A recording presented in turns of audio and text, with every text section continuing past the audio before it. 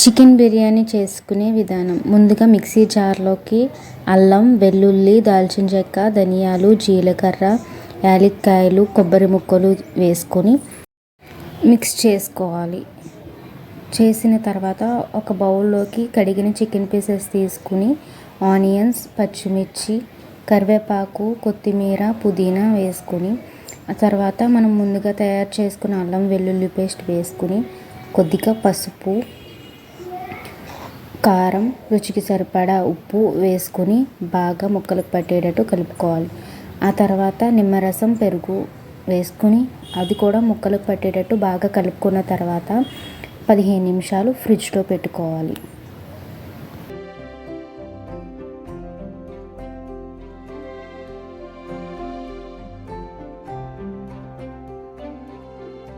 తర్వాత స్టవ్ మీద కడాయి పెట్టుకుని కడాయి వేడెక్కాక 3 స్పూన్స్ ఆయిల్ వేసుకోవాలి. ఆయిల్ వేసుకున్న తర్వాత బిర్యానీ దినుసును అన్నీ వేసుకోవాలి.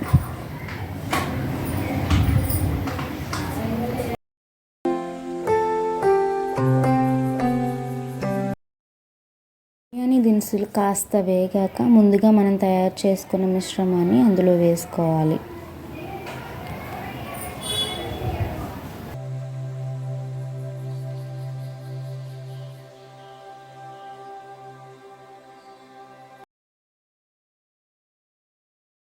చికెన్ బాగా మగ్గి వాటర్ పోయేలోపు పక్కన ఒక కడాయిలో వాటర్ పోసుకుని వాటర్లో కొత్తిమీర, పుదీనా, రుచికి సరిపడా ఉప్పు వేసుకుని నీటిని మరిగించుకుని కడిగిన బాస్మతి బియ్యాన్ని మనం పెట్టుకున్న వాటర్లో వేసి ఉడికిన తర్వాత చికెన్లో వేసుకోవాలి.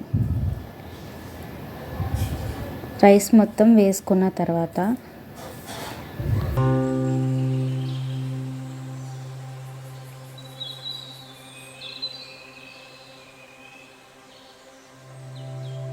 రైస్ మొత్తం వేసాక ఒకసారి రైస్ని అడుగు నుంచి పైకి జాగ్రత్తగా కలపాలి.